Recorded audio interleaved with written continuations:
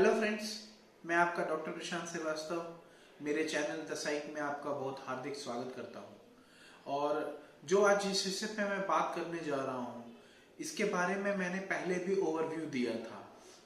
जी हाँ, मैं बात करने जा रहा हूँ ऑटिज्म के बारे में, ऑटिज्म स्पेक्ट्रम डिसऑर्डर के बारे में।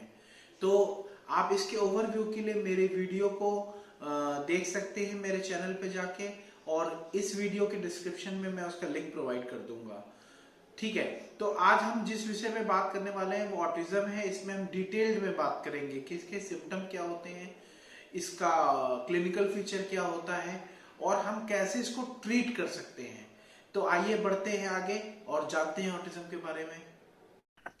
ऑटिज्म ऑटिज्म स्पेक्ट्रम डिसऑर्डर एक डेवलपमेंटल डिसेबिलिटी है जो किसी व्यक्ति की कम्युनिकेशन और खुद को एक्सप्रेस करने की क्षमता को प्रभावित करता है और सामाजिक कौशल को भी प्रभावित करती है। इस स्थिति से पीड़ित लोगों को स्वस्थ व्यक्तियों और सामान्य रूप से समाज के साथ बातचीत करने में परेशानी होती है। वे सामान्य रूप से शब्दों और कार्यों के माध्यम से खुद को व्यक्त नहीं कर सकते हैं और अक्सर असामान्य रेपिटेटिव बिहेवियर्स विकसित करते हैं। इसे ऑटिज्म स्पेक्ट्रम डिसऑर्डर्स के रूप में भी जाना जाता है क्योंकि यह किसी एक स्थिति को नहीं दर्शाता है, बल्कि वास्तव में ऑटिज्म स्पेक्ट्रम डिसऑर्डर एक अम्ब्रेला है जिसके अंदर कई विभिन्न स्थितियां होती हैं।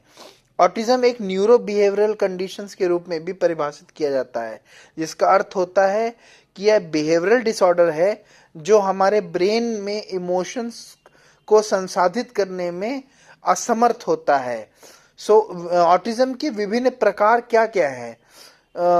ऑटिज्म के 3 अलग अलग प्रकार हैं जिनमें ऑटिस्टिक डिसऑर्डर, एस्पर्जर सिंड्रोम और परवेसिव डेवलपमेंटल डिसऑर्डर्स होते हैं। अब उन्हीं सभी को एक तरह नाम के साथ जोड़कर जिसे ऑटिज्म स्पेक्ट्रम डिसऑर्डर के नाम से जाना जाता है। ऑटिस्टिक डिसऑर्डर, इसे क्लासिकल ऑटिज्म के नाम से भी जाना जाता है। ये ज़्यादातर लोगों द्वारा माना जाता है कि जब ये ऑटिज्म के बारे में बात करता है। ऑटिस्टिक डिसऑर्डर से पीड़ित लोग आमतौर पर लैंग्वेज में देरी करते हैं, उनकी लैंग्वेज डेवलपमेंट में देरी होती है और सोशल एंड लैंग्वेज एरिया में बहुत ज़्यादा उन्हें प्रॉब्लम्स का सामना करना पड़ता है और कुछ असामान्य रुचि या व्यवहारों को कुछ असामान्य व्यवहारों को प्रदर्शित करते हैं। तो ऑटिस्टिक डिसऑर्डर से पीड़ित लोगों की मेंटल आईक्यू भी, यानी उसकी जो बुद्धि की क्षमता होती है वो भी कम होती है। अब परवेसिव डेवलपमेंटल डिसऑर्डर को हम एक तरह से कभी एटिपिकल ऑटिज्म या पीडीडी, परवेसिव डेवलपमेंटल एनओएस भी कहा जाता है। जो लोग ऑटिस्टिक डिसऑर्डर और एस्पर्जर सिंड्रोम दोनों में के जो क्लिनिकल फीचर्स हैं उनमें फिट नहीं बैठते हैं, वो पूरी तरह से ना तो वो एस्पर्जर में आते हैं और ना पूरी तरह से ऑटिस्टिक डिसऑर्डर्स में आते हैं, तो उन्हें ही हम एटिपिकल ऑटिज्म का नाम बोलते हैं। इनके लक्षण ऑटिस्टिक डिसऑर्डर की तुलना में थोड़े कम और हल्के होते हैं। Asperger syndrome, third one. Asperger syndrome autistic disorder की तरह ही होता है, इसमें कुछ हल्के लक्षण होते हैं। एस्पर्जर सिंड्रोम वाले लोग सामाजिक चुनौतियों का सामना कर सकते हैं, बट कुछ असामान्य इंटरेस्ट या बिहेवियर को प्रदर्शित करते हैं। हालांकि उनके पास कोई लैंग्वेज की दिक्कत नहीं होती है, उनकी आईक्यू भी अप्रोप्रिएट होती है। मैक्सिमम टाइम में देखा जाता है कि उनकी बुद्धि की जो क्षमता है वो अच्छी होती है। अच्छा, ऑटिज्म के लक्षण क्या होते हैं? तो जैसा हमने प्रीवियसली अपने वीडियो में, जो मैंने वीडियो बनाई थी ऑटिज्म पर, मैंने कुछ लक्षणों को प्रदर्शित किया था, बट आज मैं थोड़ा डिटेल में बात करूंगा कि इसके लक्षण क्या हैं। कुछ एक एरियाज हैं जिनके थ्रू हम ऑटिज्म को पहचान सकते हैं। इनके क्या क्या लक्षण हैं, उनको पहचानने के लिए हम उन एरिया को एड्रेस करना पड़ता है। लाइक इनका सोशल रिलेशनशिप बहुत पुअर होता है, इनके इमोशनल रिस्पॉन्सेस बहुत पुअर होते हैं या बहुत हाई होते हैं, और स्पीच, लैंग्वेज एंड कम्युनिकेशन में इनको प्रॉब्लम होती है, और इनके जो व्यवहारिक समस्याएं होती है, बिहेवियर पैटर्न होता है, वो भी डिस्टर्ब्ड होता है।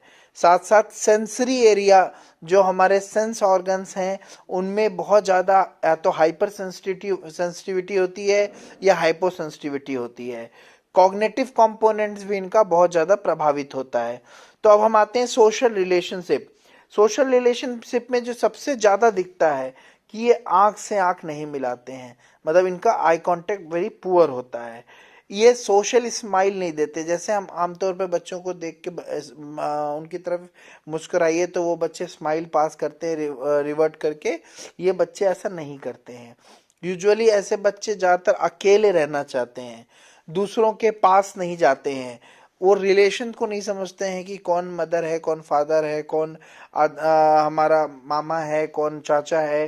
तो रिलेशंस के बारे में वो रिलेट नहीं कर पाते हैं, और कुछ इन्वायरमेंटल क्यूज को नहीं समझ पाते हैं, जैसे डॉग क्या है, गाड़ी क्या है, स्कूटर क्या है, बाइक क्या है। तो इन्वायरमेंटल क्यूज को भी बहुत जल्दी रिस्पॉन्ड नहीं करते हैं, या अकेले अकेले खेलना, सॉलिटरी प्ले एक्टिविटीज में हमेशा इन्वॉल्व रहते हैं, मतलब दूसरे बच्चों के साथ जल्दी से मिक्स नहीं होते हैं। और किसी सोशल इंटरेक्शन में, मतलब अगर उन्हें कोई एक सोशल इंटरेक्शन में रखा जाए तो वो भरसक प्रयास करते हैं कि वो उसके बचने का कोशिश करते हैं, और अपने हम उम्र के बच्चों से, अपने भाई बहनों से उनकी रिलेशनशिप बहुत कॉर्डियल मेंटेन नहीं करते हैं, मतलब कोशिश करते हैं कि यूजुअली वो अकेले अकेले रहें। तो ये कुछ पॉइंट है जिससे हम सोशल रिलेशनशिप में को पहचान सकते हैं कि सोशल रिलेशनशिप में कहाँ कहाँ प्रॉब्लम आती है। अब इमोशनल रिस्पॉन्सिव, ये इमोशनल रिस्पॉन्स उनके कैसे प्रभावित होते हैं, लाइक कि उन्हें बहुत ज़्यादा, अगर वो मतलब रो रहे हैं तो बहुत ज़्यादा रो रहे हैं, एग्जेगरेटेड फॉर्म में होता है, हंस रहे हैं तो बहुत ज़्यादा हंस रहे हैं, एग्जेगरेटेड इमोशंस शो करते हैं। तो इन्हें डर का कोई एहसास नहीं होता, इन्हें लगता है कि हाइट पे जाने में, रोड पे भागने पे, कहीं भी, मतलब उनको फियर का जो एक होता है ना, डेंजर का फियर, वो बहुत कम होता है। और बिना किसी कारण के, बिना किसी रीजन के अचानक से एक्साइटेड हो जाना, मतलब एकदम से हंसने लगना, ये भी एक हमें लक्षण दिखाई पड़ते हैं।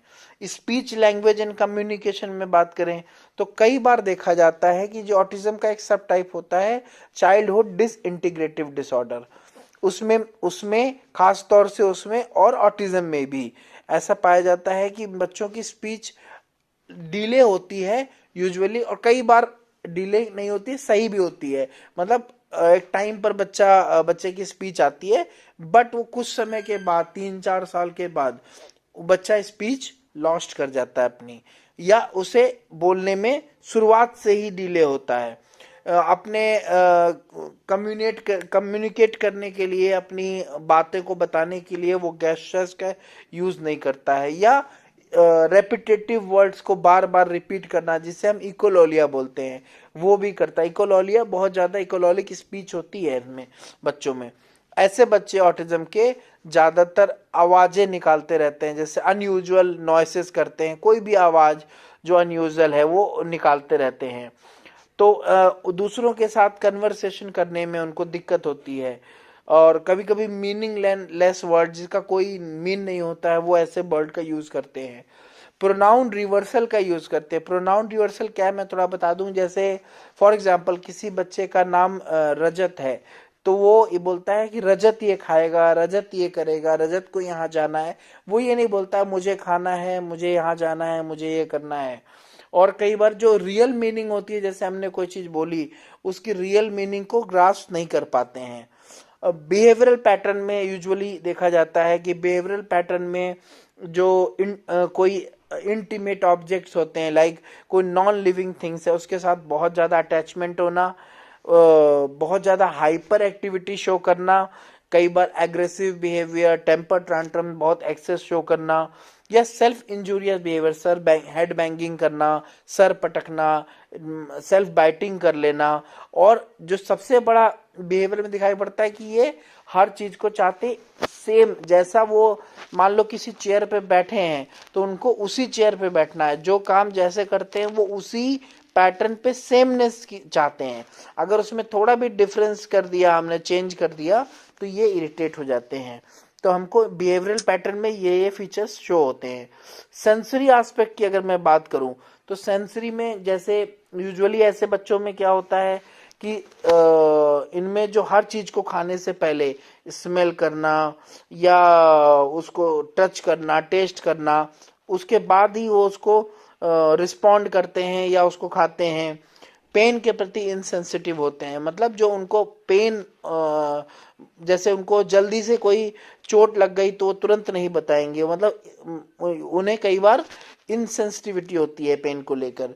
अनयूजुअल विजन्स होता है, कई बार देखा जाता है कि स्क्विंट्स होते हैं आईज में, बच्चे आंख के कोने से देखते हैं, तो कई बार ये स्क्विंटिंग नहीं होती है प्रॉपर, ये उनका एक अनयूजुअल विजन होता है।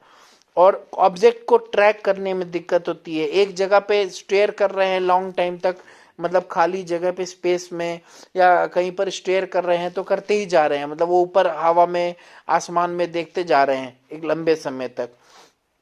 तो ये उनके अंदर हाइपो सेंसिटिविटी या हाइपर सेंसिटिव किसी म्यूजिक को लेकर के, किसी कलर को लेकर बहुत ज़्यादा होती है या बहुत कम भी हो सकती है। अच्छा, कॉग्निटिव कंपोनेंट्स में दोस्तों क्या होता है कि अटेंशन एंड कंसंट्रेशन बहुत बार नहीं दे पाते हैं अच्छे से। यूजुअली देखा जाता है कि इनका अटेंशन और कंसंट्रेशन बहुत पुअर होता है, इनकंसिस्टेंट होता है, और रिस्पॉन्डिंग करने में देर करते हैं। जैसे आपने कुछ इनसे पूछा तो ये लेट रिस्पॉन्स करते हैं या कई बार उसको अवॉइड कर जाते हैं। और इनमें जो सबसे अच्छी पार्ट है, जो प्लस पॉइंट्स है, वो इनकी मेमोरी है। मेमोरी क्या है कि यूजुअली ऑटिज्म स्पेक्ट्रम डिसऑर्डर में देखा जाता है कि ऑटिस्टिक जो बच्चे होते हैं उनकी मेमोरी बहुत शार्प होती है, अनयूजुअल होती है। जैसे इन्होंने कोई भी एक्ट किया या कोई सामान कहीं पे रखा तो काफी समय के बाद भी अगर उनको वो चीजें पूछेंगे तो उनको याद होंगी, वो उस चीज को आराम से खोज के ले आएगा। या कोई चीजों को उसने कभी देखा है तो उसको बहुत ज्यादा, मतलब उसको तुरंत वो मेमोराइज कर लेता है। इसके अलावा ऐसे बच्चे क्या करते हैं कि लाइक स्विच के साथ खेलना, कुंडियों को, दरवाजे की कुंडियों को बजाना और लाइट को ऑन ऑफ करना, उसके अलावा पानी के झाग बना के खेलना, यूटेंसिल से खेलना, और कार को, जैसे कार खेलने को दिया या कार ऐसे कोई ऑब्जेक्ट, उसको उल्टा करके स्पिनिंग बिहेवियर होता है, मतलब गोल गोल घुमाते रहेंगे। ठीक है, तो ये कुछ एक बिहेवियर हैं जो ऑटिज्म में अदर बिहेवियर्स में दिखते हैं। इनके अंदर सेवेंट एबिलिटी होती है, मतलब कुछ अलग सी एबिलिटी होती है। ये एक प्लस पॉइंट है कि जैसे कोई म्यूजिकल स्किल्स में बहुत अच्छा है, कोई टेक्निकल स्किल्स में बहुत अच्छा है, तो ये कुछ सेवेंट एबिलिटीज होती हैं। वो हमें समय के साथ धीरे धीरे व्यवहार से पता लग जाता है कि इस बच्चे में क्या एबिलिटी है। तो हमें प्रयास करना चाहिए दोस्तों कि हमें उन बच्चों को उसी एरिया में पॉलिश करना है, उसी एरिया में आगे बढ़ाना है, क्योंकि वो उसमें बहुत अच्छा कर सकते हैं। हमारे कुछ एग्जाम्पल हैं, जैसे अल्बर्ट आइंस्टीन इसके एग्जाम्पल हैं, स्टीवन हॉकिंस इसके एग्जाम्पल हैं। तो ऐसे कुछ हमारे साइंटिस्ट हुए जिन्हें ऑटिज्म था लेकिन फिर भी उन्होंने बहुत अच्छा किया। हमें ऑटिज्म हर समय प्रॉब्लम नहीं है, उसको अगर हम ट्रीट करते हैं, उसको हम सही डायरेक्शन देते हैं तो इन बच्चों को हम अच्छा फ्यूचर दे सकते हैं। ऑटिज्म का इलाज, ऑटिज्म का इलाज इतना आसान नहीं है। बच्चे की स्थिति और लक्षण को देखते हुए इलाज तय किया जाता है। इलाज में जो सबसे ऊपर आता है वो है बिहेवियर थेरेपी। बिहेवियर थेरेपी वो थेरेपी है जिसमें हम व्यवहारों का संशोधन करते हैं। इसके लिए रीइंफोर्समेंट टेक्निक का यूज किया जाता है। जैसे अगर बच्चा कुछ अच्छा काम करता है तो उसको अप्रेस करना, उसको प्रशंसित करना, उसको कुछ इनाम देना। अगर कुछ गलत काम करता है तो जो चीजें उसको दी गई हैं या उसको जो सुविधाएं दी गई हैं उनमें कटौती कर दी जाती है। तो हम कुछ ऐसे रीइंफोर्समेंट टेक्निक्स का यूज करते हैं। हम किस टोकन इकोनॉमी जैसी मेथड्स का भी यूज करते हैं कि कई बार स्टार मेथड्स का यूज करते हैं कि जैसे कोई अच्छा काम किया तो उसे एक स्टार प्रदान कर देते हैं। इस तरह हम उसे बोलते हैं अगर 5 स्टार ले आता है तो हम उसके बदले कुछ देते हैं। तो कुछ बिहेवियर थेरेपी का भी बहुत बड़ा इम्प्लीमेंटेशन है इसमें। और साथ साथ स्पीच थेरेपी, ऑक्यूपेशनल थेरेपी और फिजियोथेरेपी, इनका भी बहुत बड़ा इम्प्लीमेंटेशन है। स्पेशल एजुकेशन, इनका सबका उद्देश्य क्या है कि ऑटिज्म के बच्चों से उसकी भाषा में बात की जाए और उसके दिमाग को पूरी तरह से डेवलप किया जाए और उसके जो लैंग्वेज है उसमें हम इम्प्रूवमेंट ला सकें, उसके कॉग्निशंस में हम इम्प्रूवमेंट ला सकें। तो अगर कायदे से इन थेरेपीज पे काम किया जाए तो कुछ हद तक बच्चा ठीक हो जाता है, वह अजीब हरकत करना कम कर देता है। और इसमें ऑटिज्म के बच्चों को क्या दूसरे बच्चों के साथ खेलने के लिए प्रोत्साहित करना होता है। इससे क्या होगा कि दूसरे बच्चों के साथ जो मिक्सिंग होगी, जो पीयर रिलेशनशिप होगा वो बिल्ड होना शुरू हो जाएगा। और कि इसमें हम स्पीच थेरेपी में कोशिश करते हैं कि बच्चे को ज़्यादा से ज़्यादा बोलने की कोशिश कराएं, कनेक्टेड रखें लोगों के साथ ताकि वो अपने डिमांड्स को एक्सप्रेस कर सके। तो हमें उसके कम्युनिकेशन स्किल्स पर भी फोकस करना पड़ता है। कई बार पेक्स का हम यूज़ करते हैं, पिक्चर एक्सचेंज कम्युनिकेशन सिस्टम का यूज़ करते हैं। तो इससे क्या होता है कि हमारा जो कम्युनिकेशन पैटर्न है वो बच्चे का सुधर जाता है और वो कई बार उसमें बोलने में जो समस्या है वो ठीक हो जाती है, कुछ हद तक उससे लाभ मिल जाता है। तो इसीलिए माता पिता को यूजुअली कहा जाता है, सलाह दी जाती है कि वो मैक्सिमम टाइम बच्चे के साथ बिताएं, उसके हाव भाव को समझें, उसके इमोशन को समझें और उससे ज़्यादा से ज़्यादा बात करने की कोशिश करें। तो मेन बात क्या है कि ऑटिज्म, अगर सही समय पे ऑटिज्म को हम ट्रैक कर लेते हैं, सही समय पे ऑटिज्म को डायग्नोज कर लेते हैं, तो ऑटिज्म का बच्चा भी एक सामान्य जीवन जी सकता है। तो ऑटिज्म में सबसे इम्पोर्टेंट है कि हम उसके डायग्नोसिस को जल्द से जल्द समझें और उस पे हम काम करना शुरू करें।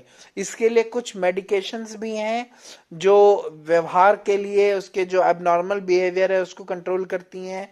तो हम, अगर हमें लगता है तो इसमें हमें डॉक्टर की सलाह भी लेनी चाहिए कि इसके जो व्यवहारिक समस्याएं हैं उसके एबनॉर्मल बिहेवियर को कैसे कम किया जाए फार्माकोलॉजिकल ट्रीटमेंट मेथड के थ्रू। दोस्तों, अगर आपको ऑटिज्म के बारे में और भी जानकारी लेनी है तो इस पे एक मैंने एडिटेड बुक तैयार की थी। आप उसको भी अमेज़ॉन से ले सकते हैं और उसमें काफ़ी हद तक ऑटिज्म क्या होता है, कैसे होता है, क्या उसका ट्रीटमेंट होता है, क्या क्या प्रॉब्लम्स फेस करते हैं पेरेंट्स, कैसे उसको हैंडल कर सकते हैं, इसके बारे में बहुत अच्छे से डिस्क्राइब किया है। तो आप उसे ले भी सकते हैं, उसे पढ़ सकते हैं एक रेफरेंस बुक की तरह और लोगों को भी अवेयर कर सकते हैं। हाँ जी, मैं उम्मीद करता हूँ कि आपने इस ऑटिज्म से रिलेटेड वीडियो को अच्छे से देखा होगा।